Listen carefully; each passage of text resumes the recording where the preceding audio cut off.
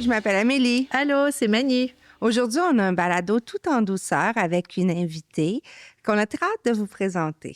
Oui, il s'agit de Janie qui a plein de cordes à son arc, mais entre autres qui est doula, accompagnante à la naissance. Tu vas nous dire d'ailleurs s'il n'y a pas un gros mot, genre si on ne dit pas mal les choses pour ça. Elle va vous expliquer un peu c'est quoi une doula, parce que je vous avoue que moi, c'est quelque chose que j'ai découvert quand je suis arrivée au Québec il y a 7 ans. Je savais pas ce que c'était. En France, il n'y a pas ce type d'accompagnement? Moi, en tout cas, il y a 10 ans, avec Noam, j'avais jamais entendu parler de ça. Il n'y a pas trop d'accompagnement non plus extérieur pour les accouchements. En tout cas, il y a 10 ans, c'est la mère, le conjoint, ou c'est une personne à la fois. Fait que si tu veux que ta maman vienne avec toi, c'est ou ton chum, ou ta blonde, ou ta mère, mais pas tout le monde en même temps. Donc, j'avoue que je suis curieuse, je suis assez néophyte, en fait, dans tout ce que je connais grosso modo. On a plein de questions pour toi. Oui, en fait, on a tout plein de questions, tu vois. Donc, on a connu Janie, nous, chez Mini-Humain, dans le cadre de toutes nos formations en portage, en sécurité, en enfants passagers. Puis Janie est une collègue, une référence en plein de choses. C'est très proche de nous, puis on l'aime beaucoup, beaucoup, beaucoup. Est-ce que tu peux nous raconter un petit peu quand est-ce que tu as commencé? Ça fait combien de temps que tu es accompagnante à la naissance? Puis comment tu t'en es rendue à être doula? C'était quoi ton cheminement? Oh mon Dieu, mon cheminement, il part de loin, je te dirais. Dans le fond, je suis devenue doula. J'ai fini ma formation, j'étais enceinte de ma 4e. Oui, parce que Janie a 4 enfants, hein, faut le savoir quand même. C'est une super maman de 4 enfants. Non, j'étais enceinte de ma 4e, donc ça a pris un petit bout de temps avant que je sois capable de faire officiellement mon stage pour dire que, OK, j'ai intégré toute l'information qu'on a appris pendant les 200 heures de formation. Mais pour aller vraiment comme doula, j'ai commencé par la formation pour devenir monitrice de portage justement en 2019. Après ça, comme TSEP aussi en 2019. Puis c'est en rentrant un peu plus dans le domaine de la périnatalité que j'ai fait comme hey, c'est cool à savoir, j'aurais aimé ça, savoir ça aussi. Puis c'est de l'information que je me dis, mais pourquoi qu'on n'en parle pas plus? C'est la même chose qu'on dit pour les bandes d'auto. Pourquoi qu'on ne le sait pas? Pourquoi qu'il n'y a personne qui nous le dit? Bien, c'est la même affaire pour l'accompagnement à la naissance. On pense que parce que ça fait des millénaires que la femme accouche, ben c'est acquis, c'est inné, c'est instinctif. Mais la société d'aujourd'hui a comme un peu retirer le côté primal de l'humain. Fait que là, on ne sait plus comment faire ça naturellement. Fait que c'est toutes des choses qui ont été perdues parce que ça ne se transmet plus de famille en famille. Ah oui, puis il y a tellement d'histoires. Il y a autant d'histoires d'accouchement qu'il y a de naissance. Donc, c'est une des plus grandes craintes. Moi, c'est un des plus grands trous noirs que j'avais. Là, ça va être quoi, un accouchement? Non, exact. Il n'y a plus personne qui en parle. On en parle surtout d'un côté médical qui est très stérile, puis la femme enceinte, un peu plus, elle est traitée comme si elle était malade. C'est littéralement ça. Enceinte, t'es rendu, c'est une condition. C'est plus normal. C'est plus... Tu sors de ton rôle normal d'humain, fait que c'est traité comme étant différent. Fait qu'en tout cas... Est-ce que c'est pire post-COVID, tout le côté hygiénique, médical autour de l'accouchement, ou c'était pareil avant? Je pourrais pas te dire parce que j'ai pas fait d'accompagnement avant COVID.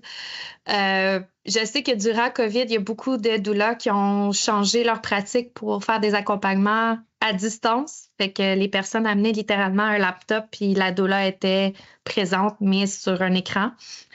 Puis depuis que le COVID a vraiment été terminé, bien là, on voit plus d'ouverture là, de la part des hôpitaux et des maisons de naissance pour avoir plus de monde présent physiquement pour accompagner les accouchements. C'est quoi ton rôle finalement de doula? Qu'est-ce que tu fais justement pendant, avant, après l'accouchement? Bien, dans le fond, une doula, c'est là pour accompagner les familles en fonction de ce que la famille a veut. Fait que d'une famille à l'autre, ton accompagnement ne sera jamais pareil. Il y a des accompagnements des fois qui sont un petit peu plus, je veux pas dire psychologiques parce qu'on n'est pas des psychologues, mais plus émotionnels, plus un côté accompagnement dans les émotions plus qu'un accompagnement physique.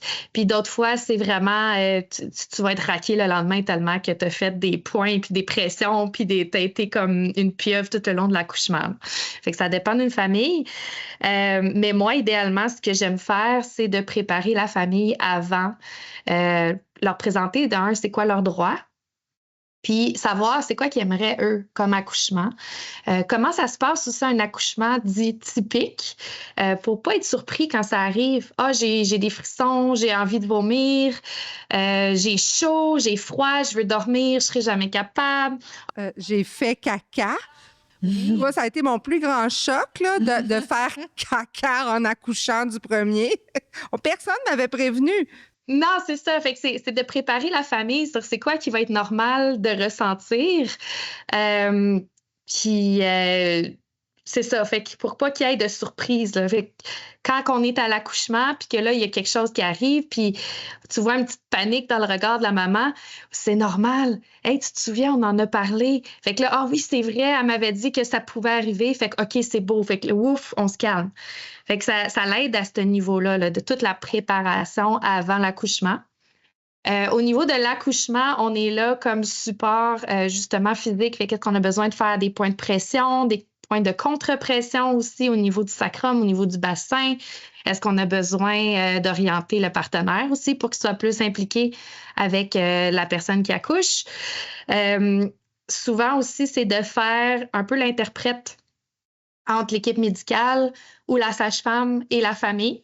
Des fois, les choses y vont vite. Ils utilisent du langage un peu plus médicalisé. La famille, elle ne comprend pas nécessairement, sont dans leur bulle, ne sont pas dans un état où ils sont nécessairement aptes à prendre une décision rapidement. Mais c'est le rôle de la doula de faire comme, OK, là, c'est ça qui se passe. Voici tes options. Qu'est-ce que tu voudrais faire? T'es-tu un peu comme le chien de garde de la famille auprès du personnel? Tu sais, le porte-parole... Tu peux l'être jusqu'à un point exactement. C'est sûr que tu veux pas non plus être un mur entre le parent et le personnel médical, mais tu veux faciliter les transactions entre. Tu veux autant que le personnel médical comprenne les besoins et les demandes de la famille, mais tu veux aussi que les parents comprennent qu'est-ce que l'équipe médicale essaie de faire, puis voir est-ce qu'ils sont d'accord, oui ou non, avec justement la direction que l'équipe est en train d'essayer de prendre. Une doula, ça rentre quand dans la vie parentale au cours de la grossesse? Ça rentre quand dans le portrait? Ça peut rentrer n'importe quand. Ça pourrait être dès que tu as un positif, tu peux rentrer la doula, tu peux te choisir une doula, littéralement la magasine. Ouais, ce que j'allais dire, ça se magasine-tu une doula? Tu sais, comment je choisis ma doula? Imagine quelqu'un avec qui c'est pas compatible, qui t'accompagne dans ce moment intime-là, ça doit pas être le fun. Il faut que ce soit... Mais tu sais, on trouve où? Ouais, est-ce que je tape sur Google doula Montréal parce que j'habite à Montréal? Est-ce qu'il y a un ordre des accompagnantes à la naissance? Il y a une association de doulas, c'est l'ADQ, l'Association des doulas du Québec, si je ne me trompe pas. Puis la seule chose, c'est que tu vas trouver juste les membres sur leur liste. Obligatoire. Non, exactement. C'est pas un ordre professionnel. Non, c'est ça. Okay. Est-ce que ça manque selon toi?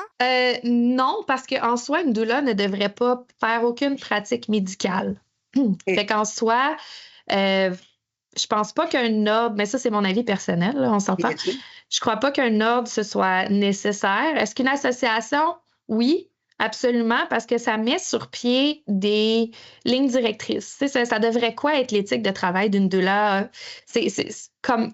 Puis aider les parents, justement, à se référer à ça. Tu sais, ma doula, elle m'a suggéré quelque chose, puis je suis comme pas sûre que c'est normal qu'elle me l'ait suggéré. Mais là, on peut aller voir c'est quoi l'éthique, c'est quoi les lignes directrices sur l'association, puis faire comme ouais, OK, peut-être que c'est pas la doula pour moi finalement, parce qu'elle me suggère des choses que c'est pas nécessairement, je suis pas à l'aise, puis peut-être qu'elle devrait pas suggérer ça non plus. Fait qu'en soi, la grosse différence entre, exemple, parce qu'on l'a souvent cette question-là, c'est quoi la différence entre une sage-femme puis une doula? La sage-femme est capable, elle, de faire des actions médicales. Fait qu'elle va être capable d'aller mettre ses doigts dans des orifices. Elle va être capable de prendre des prises de sang, mettre des solutés, tu sais. Puis au courant de l'accouchement, elle prend aussi à un moment donné un rôle un peu plus clinique où elle doit absolument tout noter, elle doit observer. Fait qu'elle est moins dans l'accompagnement, plus ça va, plus qu'elle doit noter. Fait que c'est son côté un peu plus paperasse obligatoire qui rentre en compte. Tandis que la doula n'a pas nécessairement besoin de faire ça. Fait qu'elle est comme hands-on de A à Z. Dès que la famille t'appelle puis dit qu'elle est prête à recevoir, jusqu'à 2-3 heures après l'accouchement, dépendamment c'est quoi l'entente avec la doula, on est là tout le temps. Fait que si l'accouchement prend 48 heures, ben, tu devrais avoir une doula pendant 48 heures. Puis comment on la choisit, notre doula? Comment on la magasine? C'est quoi les critères? Ben, c'est selon ce qui te correspond à toi. Fait que ce que je conseille, moi, à mes familles, si je suis la première doula qu'ils rencontrent, je leur dis, même si ça clique, même si on s'aime en ce moment puis que ça a l'air de bien aller, je veux quand même que tu rencontres d'autres personnes. Parce qu'encore une fois, on n'a pas tout le même bagage, on n'a pas toute la même approche. Même si on est formé avec la même base, il y en a qui vont répondre un petit peu plus à tes besoins que d'autres. Il y en a avec qui ça va plus cliquer que d'autres. Ça m'est arrivé, moi, de perdre des contrats que ça avait super bien cliqué, puis finalement, ils ont rencontré quelqu'un que ça cliquait encore plus. Fait que tu peux les trouver. Oui, il y a les sites Internet. Fait que tu peux taper Doula Montréal. Ce qui va te sortir, c'est les doulas qui ont des sites Internet qui ont vraiment travaillé sur les SEO. Là. Je ne suis pas trop sûre. Oui, les mots-clés. Oui, exactement. Fait que ceux qui ont beaucoup travaillé, c'est eux qui vont sortir. Sinon, il y a la liste, comme je disais, pour les doulas qui sont sur l'ADQ, fait qui font partie de l'association. Ou il y a un groupe Facebook qui s'appelle Trouve ta doula Québec ou Trouve ta doula du Québec. Je ne suis pas trop certaine. Fait que tu peux aller là-dessus puis dire voici ma date prévue d'accouchement, voici où est-ce que je vais accoucher, je me cherche une doula, qui est intéressé, qui a des places pour ces dates-là. Puis là, ben, celle qui voit la publication, ben, on peut tout aller commenter en donnant ton site Internet, ta page Facebook, tes informations. Puis la personne est capable de un peu se magasiner cette doula comme ça. Il y a différents prix, j'imagine, du coup, comme il n'y a pas de... C'est comme... Il n'y a pas de... Oui, si je commence jour 1 ou si je veux quelqu'un juste plus près de l'accouchement, comment ça fonctionne, la tarification, règle générale? Il y en a qui vont faire des forfaits. Les forfaits vont inclure, exemple, une rencontre prénatale, l'accouchement, une rencontre postnatale. Il y en a que ça va être juste du prénatal, il y en a que ça va être juste l'accouchement. Fait que ça dépend qui tu as comme doula, puis ça dépend de toi, qu'est-ce que tu recherches. Est-ce que la doula est capable de t'adapter ou non? Ben, si elle ne peut pas t'adapter, c'est que c'est pas un bon fit pour toi, on va aller au prochain. Il y a aussi des organismes qui offrent le service de doula à prix réduit. Je sais que dans ma région, moi, on a Naissance Renaissance Ottawa qui offre le service en fonction de ton revenu annuel. Fait que selon ton revenu annuel, tu vas avoir un prix différent. Puis sinon, il y a des doulas qui sont privés, qui vont charger un frais. Il y en a qui vont pouvoir offrir aussi des reçus d'assurance, soit en naturothérapie ou en naturopathie. OK. Ça ressemble à quoi? J'ai aucune idée des prix. Là. Je ne veux pas mettre quelque chose de tabou, mais tu sais, est-ce que ça coûte 200, 2000? Le spectre est assez large selon si je ne me trompe pas, c'est la région et la demande. Puis le forfait. Si tu veux juste un forfait prénatal, ben c'est sûr que ça va être moins cher que si tu prends le tout inclus avec l'accompagnement à la naissance puis le postnatal en plus. Moi, je te dirais que mes forfaits, juste du prénatal, on regarde à un peu plus du 500, mais un tout inclus, je suis à presque 1500. Là. Okay. Parfait. Quelles questions on pose à une doula potentielle pour voir si c'est un bon fit avec nous? Je sais que les questions, moi, je me suis fait poser le plus souvent, c'est combien d'accouchements que j'ai eu. Oh, l'expérience. Hein? Exactement. On dirait que c'est la question que les gens cherchent le plus, savoir c'est quoi ton expérience. Est-ce que tes 4 accouchements te comptent? Moi, j'ai accouché 4 fois. J'ai accouché plus, tu sais, j'ai eu des accouchements complètement différents. Puis j'ai eu, là, je suis rendue, ça fait 1 an à peu près que je suis active comme doula, puis je suis rendue à un peu plus de 30 accouchements. Là. Oh, ah oui, ouais, quand même, hein? Toi, comme maman de 4 enfants, j'imagine que dans ton métier, tu sais, si quelqu'un a envie de pratiquer le métier de doula, c'est que ton téléphone peut sonner à l'approche d'un accouchement n'importe quand. Oui, ma garde, moi, commence à partir de 37 semaines. Donc, c'est à partir de 37 semaines, j'ai mon téléphone ouvert jour et nuit avec la sonnerie. Puis, j'essaie de préparer le mieux que je peux aussi pour ajuster avec mon conjoint parce que si c'était dans la nuit, mais c'est lui qui va gérer la routine du matin. Fait que c'est beaucoup du meal prep, faire sûr que les choses sont déjà préparées d'avance. Puis C'est un peu comme ton propre accouchement, hein, en légère partie. quasiment, c'est ça. Ah, mais est-ce que tu as plusieurs clients en même temps qui ont des risques d'accoucher à peu près en même temps? Comment tu gères ton agenda? Je